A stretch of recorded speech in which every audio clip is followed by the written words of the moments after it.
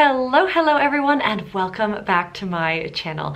I am coming to you from York, England. I am here over the Easter bank holiday. I'm here for 2 nights. I am staying at the Principal York, which is fantastic. I am doing a dedicated hotel room review as always. Make sure that you're subscribed to my channel so you get the hotel review when it comes out. Now, with that said, okay, I'm actually here in the hotel room right now. I was in a little bit of a rush this morning because I'm just not a morning person, if I'm honest. So I had a 10:30 a.m. train. I know, you control me, not a morning person, 10:30 a.m. train. But I wanted to leave my house at 9:30 and it was a bit of a rush just kind of getting up and out the door, so here we are. And I took a train, the LNER train, LNER, I think you pronounce it LNER, out of King's Cross. It's a direct train. It's 2 hours to York. It was as far as trains go, it was pretty easy because it's a direct train, but the advice that I would give is, because it's bank holiday weekend on a Friday, the train was chaotic. So if you book one of these trains, make sure that you reserve a seat. Even if you book it and your reservation doesn't come with a seat, I think you can go on the LNER.co.uk website to reserve one. I did see signs in King's Cross advertising that. So I booked through Trainline. It automatically reserved a seat for me, which was then a bit annoying because they actually reserved me like the worst seat on the train, which was it was an aisle seat when I usually want a window so I can film some of the pretty scenery. And even though there was a window in the row, it was like a fraction of a window. So when the girl that I was sitting next to got off one stop later, I scooted over quickly so I could film some gorgeous footage of the countryside, which really was fantastic. But yeah, it was not really the nicest seat, but overall the train journey was fine. It just, because it's a bank holiday weekend, so many people were having to stand on the train, and when you're faced with a 2-hour train journey, you definitely don't want to stand. So just make sure your seat is reserved. And I say this as I've booked just an open return coming back on Easter Sunday.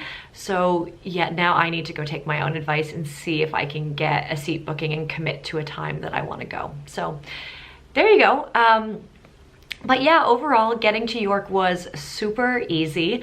And when I first arrived, I knew that the hotel was next to the train station, but literally you just cross like one very tiny little crossing and you're at the hotel. So that's about as easy as it's gonna get with hotels in York. Unfortunately, my room wasn't ready, so I just kindly handed my bags over to the front desk and I decided to hit the ground running and to go and explore York. And my very first order of business was to go climb up on the famous kind of city walls of York and do a nice walk, because I had just been cooped up on a train for 2 hours, so I wanted to go do that. And as luck would have it, where my hotel is, you're really only a few minutes walk from one of the stairs up to the famous kind of walls around the city of York. So the York city walls actually run a very substantial distance around York. I've only done one stretch of them on my first day in York, but in total, they run for 2.11 miles or about 3.4 kilometers, which is really impressive. And the background on this is that York, since the Roman times, has been defended by walls in one form or the other. And to this day, substantial portions of these walls remain, and you can actually go take a flight of stairs up and go walk on the top of them, which is really cool. So I started my walk over at the Lendal Bridge, which is literally just at the corner, at the intersection of Station Road and Wellington Row. There's 2 different kind of flights of stairs depending on how you want to go up over there. And I walked all the way down to Bailey Hill, and I did I would say it was between like a 20 to 25 minute walk, with keeping in mind that I did some stops to take some pictures and video, and also just let some people who were really marching along at a nice kind of pace get in front of me, because I didn't want to feel pressure to walk faster. The walk is really cool. I would say the wall paths are very narrow in most sections. So narrow in the sense that you probably can't have two people walking across more than two people walking across at the same time. You get wonderful views of York, and I love just seeing the mix of seeing the city from that level, but also getting to look down on some of the residential homes, because there are some really charming homes in York. It actually made me want to go look at real estate prices here, because I'm sure it's a lot more cost effective than London, even though I love London, but you know, just curious. I've only been here a few hours, but you know, already looking at houses. The one or couple or several call outs that I would make is, this is not an accessible thing to do. So if you can't climb a flight of stairs, there are many flights of stairs, some like 2 or 3 stairs at a time, some like a proper steep kind of flight. So if you're with children in a stroller, or as the UK we call it, a buggy, I don't know that I would do this. I also don't know that I would bring young children up there, because many sections of the wall are not protected with guardrails. So, you know, at times it's kind of awkward when you're trying to cross people, because you're like looking down at this very steep drop. So it makes me wonder how many people fall off the walls in York annually. But thankfully, I did not, but I really enjoyed the walk, and I do want to actually do some other stretches of the walls in future days in York.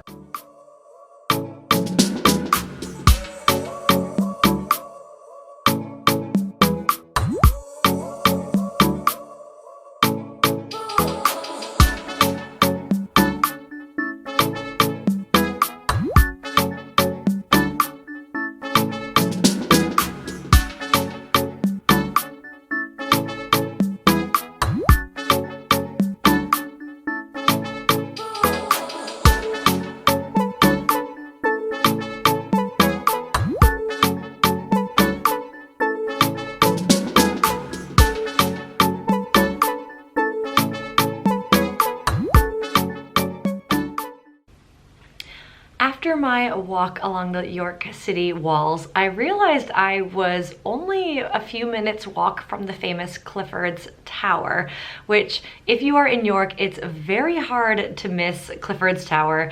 It sits in the heart of the city, and it's literally a kind of historic tower that's built on top of a very tall hill.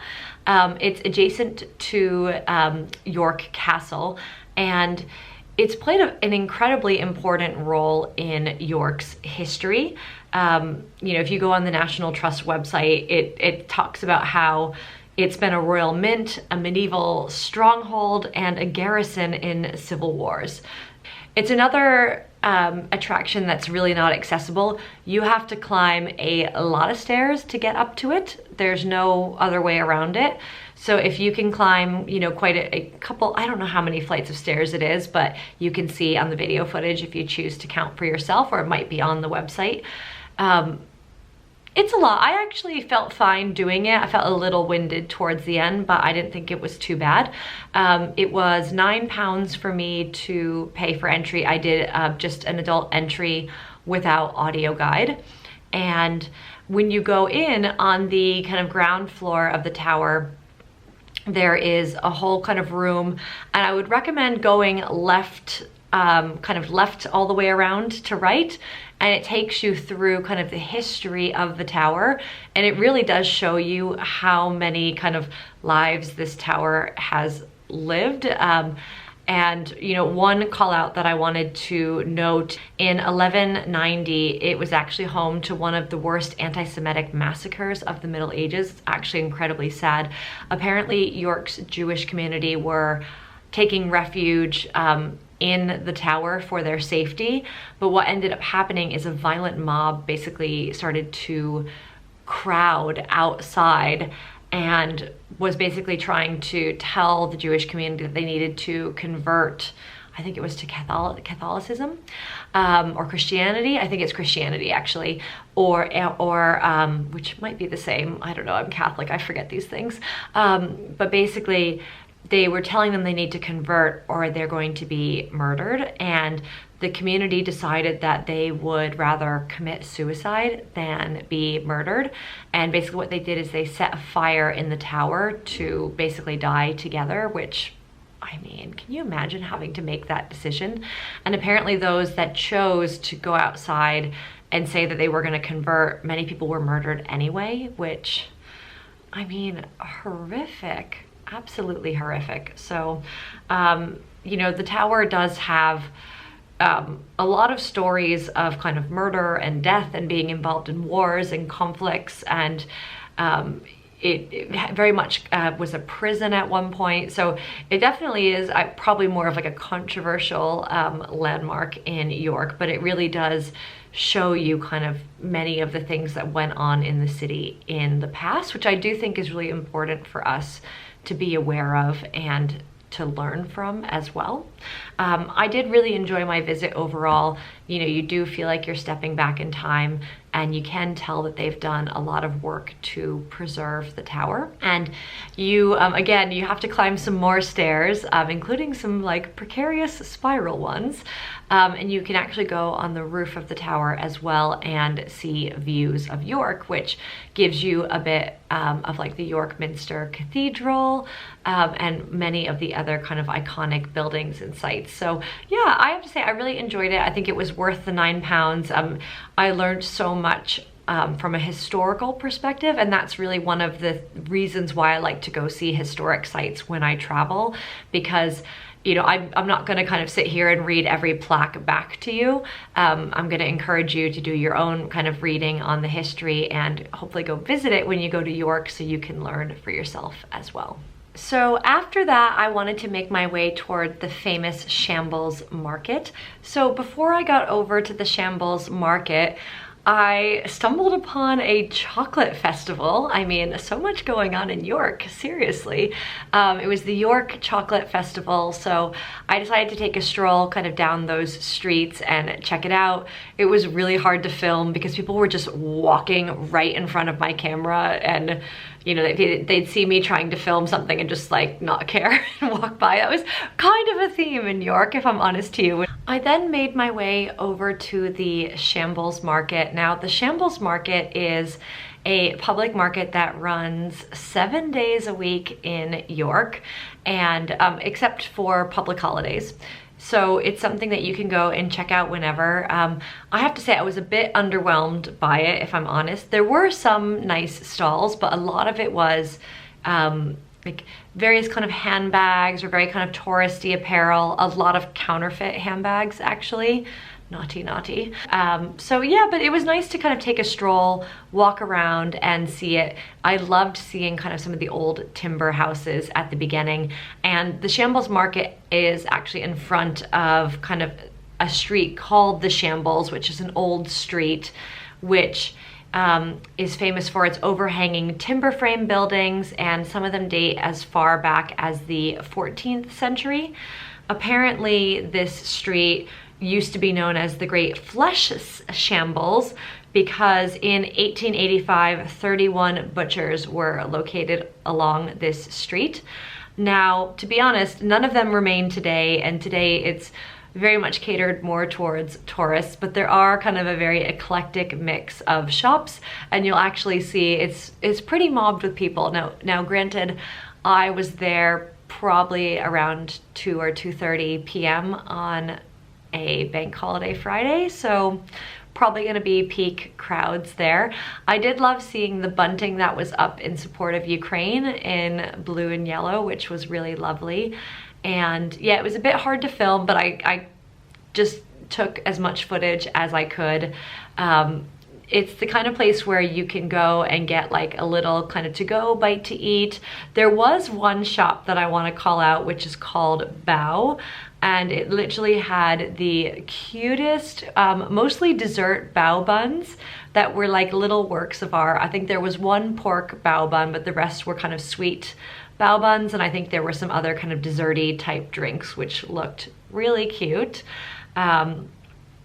But yeah, this definitely is an iconic part of York and one of kind of the most visited attractions, so I would recommend going to check it out. It's also thought that this street inspired Diagon Alley in the famous Harry Potter movies, so you'll see some shops kind of that feel very kind of Harry Potter-esque in this street as well.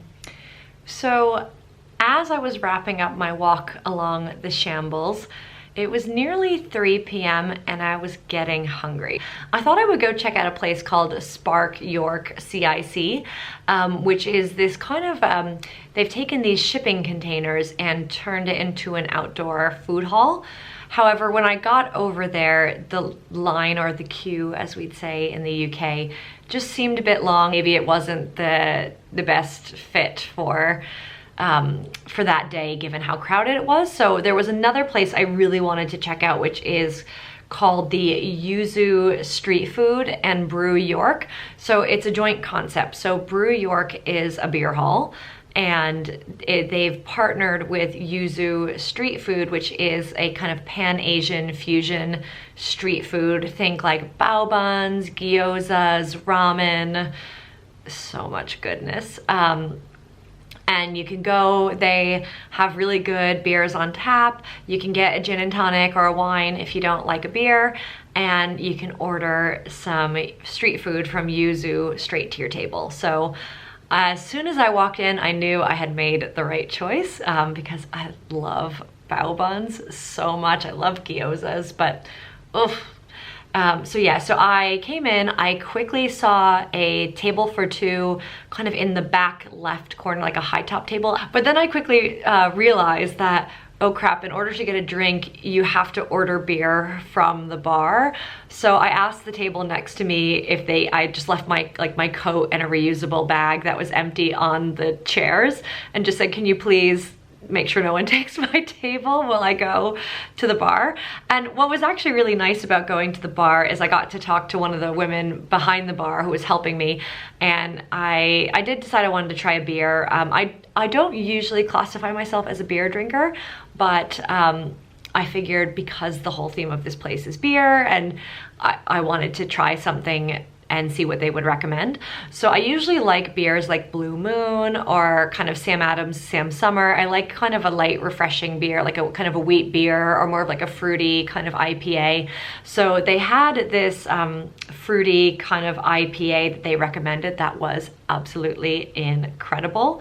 It was called the Juice Forsyth.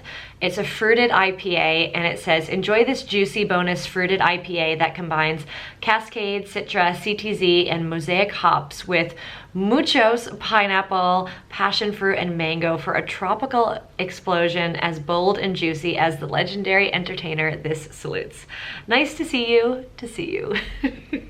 I love a bit of coffee. It's 5% alcohol by volume, and to get 2/3 of a pint, it was £3.30. I mean, coming from London, that feels like next to nothing. So that was fantastic. And then I decided to opt for 2 bao buns. I got the pulled pork bao bun and the fried chicken bao bun.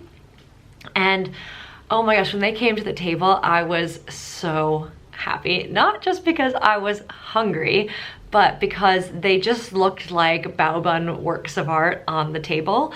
I mean, just the amount of like care that got put into kind of how they were kind of artfully designed, and like all the kind of spicy kind of drizzlings and seeds, which of course ended up all in my teeth and all over me, but when you're eating alone, who cares?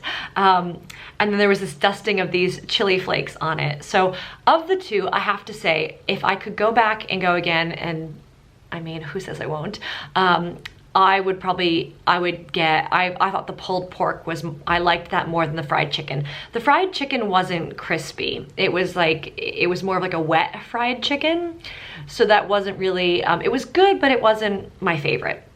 I really loved the flavors of the pulled pork, which was excellent. And both of them had like these chili things dusted all over the bao buns, which were really spicy. And I can handle my spice pretty well, but like my lips were like kind of burning by the end. So if you like spicy food, then you will love this. If you don't, you actually order through a QR code that opens up a website on the table, and then the server just comes with the food to your table, unlike the beer that you have to go up and order at the bar. So there is a comment field, so I think you could probably just ask for no chili flakes if you're very sensitive to that. But overall, the pairing of the two, because there was like a very massive like kick to the bao buns, having the IPA to kind of cool me down was really nice. So I cannot recommend this place enough. The interior is really cool. There's no bookings. You just kind of find a table where you find a table. And the music is great. It definitely has more of like a party vibe to it. So I'm glad I went, as a solo traveler, I guess I'm glad I went for lunch versus dinner, because I feel like it was still a party vibe at like a late lunch, but I feel like it probably would get a bit more rowdy in the evenings, and it's not really that kind of trip for me. So after my lunch, I decided that I was going to do a little bit of shopping, because the temptation was high to keep going and see more of York, but I think because it's such a small city, I didn't want to ruin my day tomorrow. So I've got an entire day in York, and I do want to make sure I fill it with lots of exciting things. So I decided to go to the Fenwick department store, tried on a dress from All Saints that really was horrific on me. But yeah, just did a little bit of shopping. I also went to Superdrug to get a toiletry or two, so nothing very glamorous. But just the reason why I wanted to mention shopping, obviously some people do really love to do shopping as part of their travels. And from what I've seen so far is there's a nice mix of boutiques in York, as well as like the high street stores that you would expect. You know, you have the Fenwick department store, you have a Primark, a Zara, an H&M, a Next, and I have a feeling I'll get to see a few more in my next, my day 2 York travel vlog. So make sure you subscribe to the channel if you want to make sure you don't miss that. But yeah, it was nice just to take a little break and do a little bit of shopping. And then I decided to come back to my room, because I had hit over 10,000 steps at this point and just felt like I needed to sit down and a little break. So I thought I would film my Principal York first kind of observations of the hotel room, because I hadn't checked in earlier, and that leaves me to this point now where I am with you. So yeah, so it's about 7 p.m. right now. I don't think I'm gonna venture back out into York tonight. I think I'm gonna take it easy because I'm a bit tired from the day, but I do want to go actually downstairs and check out. I don't know if I want a full dinner after all the food I consumed at the beer house, but I might just go have a glass of wine and like a little nibble or two downstairs. So I'll make sure to capture. Hey guys, I think it's like 10 p.m. now, and if you can tell, I am looking and feeling tired. But yeah, I just went down to the hotel bar. So I actually originally really wanted to sit in the garden room, which I just think is such a beautifully designed, elegant room. But when I walked down there, there was like nobody there, and their after 6 p.m. menu leaves a lot to be desired. It's basically like bread, soup, or like charcuterie boards for 2.